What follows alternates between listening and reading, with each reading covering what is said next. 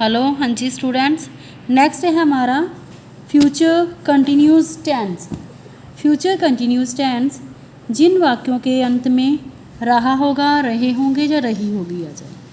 ठीक है ना। कंटिन्यूसली मतलब जो प्रोग्रेसिव में काम चल रहा होगा फ्यूचर में। ठीक है। रूल है इसका subject plus will shall plus be आ जाएगा इसके साथ। अब हम क्या लगा देंगे, बी। और वर्ब की फॉर्म क्या रहेगी, वही जो हमारी ऑलरेडी कंटिन्यूस में पहले लग चुकी है। प्रेजेंट कंटिन्यूस में भी और पास्ट कंटिन्यूस में भी वर्ब की फर्स्ट फॉर्म के साथ ING.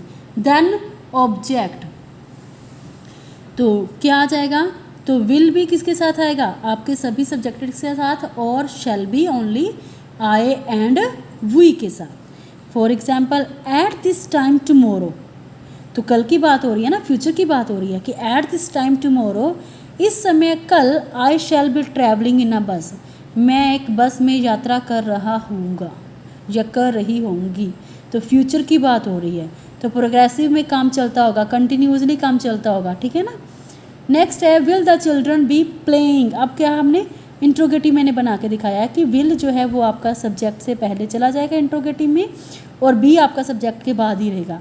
Will the children be playing, क्या बच्चे खेल रहे होंगे। समझ आ रही है। वो जैसे कि Sumit will be staying at his friends house for a few days, कि कई दिनों से सुमित जो है वो अपने फ्रेंड के घर पे रह रहा होगा। समझ आ गई, क्लियर है बेटा आपको।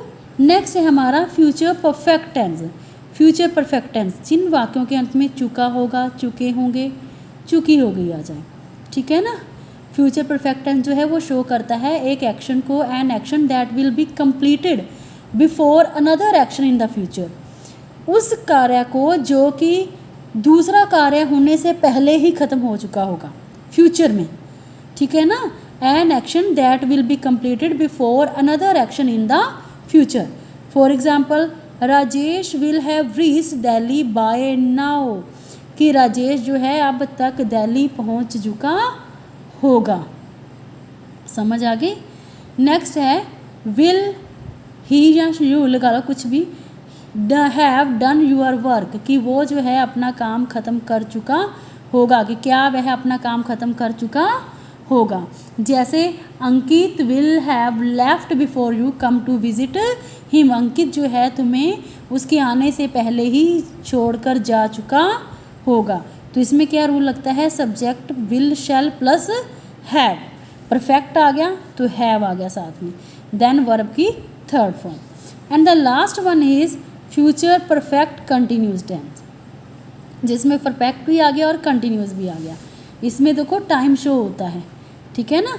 से रहा होगा इस समय से काम हो रहा होगा। ठीक है ना, वो टाइम शो हो गया।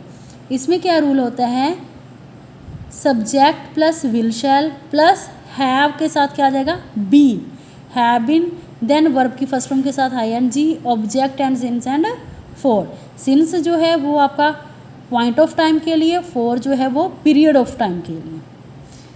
ठीक है।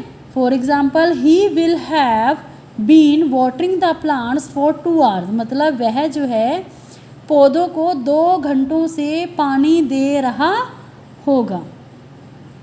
Ravi will have been working in this company since 2008, Ravi जो है इस कंपनी में 2008 से काम कर रहा होगा। बेटा ये आपके टेंसेज हैं। I hope you have understood. अगर आपको इसमें कुछ भी प्रॉब्लम है then you can call me, that's clear. और इसके साथ बेटा मैंने कल जो है आपको कुछ एक्सरसाइज दी थी सॉल्व करने के लिए, वर्कशीट दी थी आपको। मैंने कहा था एक फर्स्ट वर्कशीट करनी है आपने बुक पर ही, second worksheet, third and fourth. ये तीनों वर्कशीट जो हैं जो बेटा ये प्रेजेंट टेंस की थी। ठीक है। तो मुझे होप है कि आपने उसे बुक पर कंप्लीट कर लिया होगा। आज मैं आपको ये चारों वर्कशीट जो है सॉल्वर्ड वर्कशीट भेज रही हूँ, आप इसे अपनी वर्कशीट के साथ चेक कर लेना। अगर कोई मिस्टेक है तो वो ठीक कर लेना, अच्छे तरीके से समझ लेना।